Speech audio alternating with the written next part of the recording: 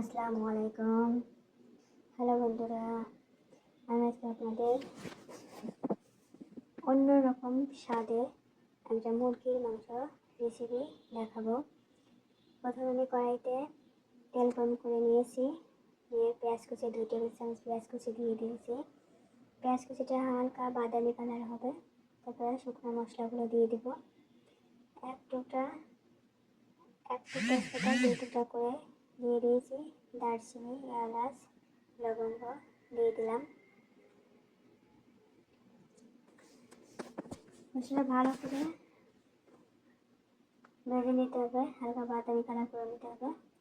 এখন আমি 1 চা চামচ জিরা বাটা, 1 চা চামচ আদা বাটা, 1 চা চামচ পেঁয়াজ বাটা, 1 চা চামচ রসুন বাটা দিয়ে দিলাম। দিয়ে ভালো করে মশলাটা একটু কষাই নেব।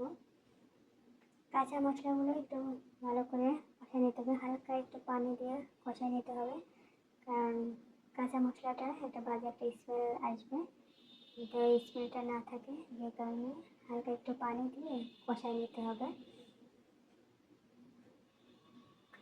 আমি হালকা একটু পানি নিয়েছি, পানি নিয়ে কিছু সময় একটু ভালোভাবে কষাই নেব মশলাটা।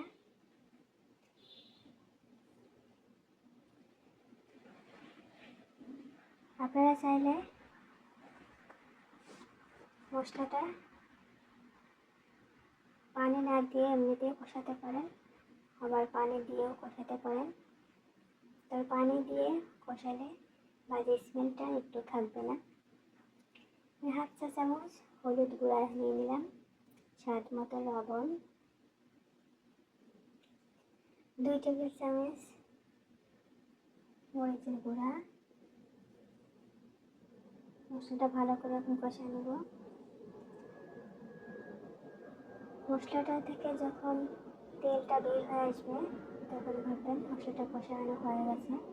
আর যে কোনো তরকারিতে আপনি মশলাটা যত ভালোভাবে কষাতে পারবেন ততই আপনার তরকারিটা টেস্ট দ্বিগুণ হবে। আমার মশলাটা কষানো হয়ে গেছে, আমি এখন মাংসটা দিয়ে দিব। মাংসটা দিয়ে একটু নাড়াচাড়া করে নেব। ওই মশলাটা থেকে যখন তেলটা বের হয়ে আসবে তখন ভাববেন আপনার মশলাটা কষানো হয়ে গেছে। আমি মাংসটা দিয়ে ভালো করে একটু নাড়াচাড়া করে নেব, যে মশলাটা মাংসের গায়ে লেগে যায়।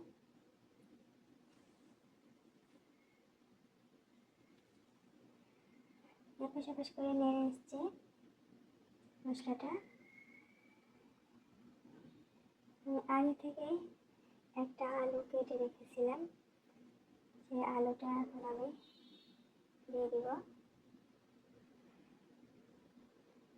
আপনারা আলুটা আগে থেকে একটু ভেজেও নিতে পারেন, আবার এমনিতেও দিতে পারেন, মাংসের সাথে দিয়ে কষায় নিতেও পারেন। আমি এখন ঢেকে দেব, ঢেকে কিছু সময় কষায় নেব। দেখেন গাইস, আমি কিছু সময় ধরে মাংসটা কষায় নিয়েছি, মাংসটা থেকে তেলটা বের হয়ে আসছে। আমার মাংসটা কষানো হয়ে গেছে। আস্তে আস্তে নাড়াচাড়া করে ভিতরে যাতে ধরে না যায়, ভিতরে পুড়ে গেলে বাজে একটা স্মেল আসবে, তরকারিটা তখন টেস্টটা নষ্ট হয়ে যাবে। তরকারিটা থেকে যখন তেলটা বের হয়ে আসবে তখন দেখবেন তরকারিটা কষানো হয়ে গেছে। তরকারির টেস্ট নির্ভর করে মশলাটা কষানোর উপর নির্ভর করে। আপনি যত ভালো কষাতে পারবেন ততটা তরকারির টেস্ট বেড়ে যাবে। আমি মাংসটা কষানো হয়ে গেছে, এখন আমি পানি দিয়ে দিলাম, পানি দিয়ে ঢেকে দেবো। ঢেকে আমি কিছু সময় জাল করে নেব। আপনাদের তরকারিতে যদি লবণ বেশি হয় তাহলে একটা আলু কেটে দিয়ে হালকা সিদ্ধ করে নেবেন তরকারির ভিতরে, তাহলে তরকারিতে লবণ অনেকটা কমে আসবে। আমি এখন ঢেকে দিলাম তরকারিটা, ঢেকে অনেক সময় জাল করে নিয়েছি। তারপর দেখেন গাইস, আমার তরকারিটা প্রায় হয়ে গেছে।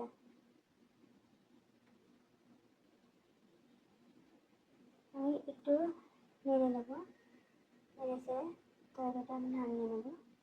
আমার তরকারিটা রান্না প্রায় শেষ।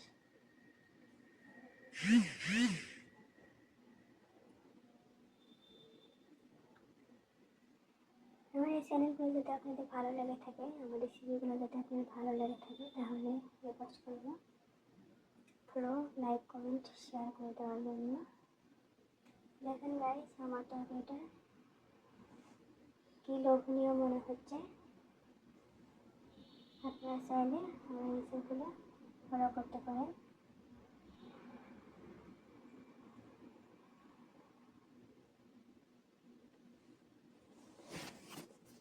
ওকে, আল্লাহ হাফেজ।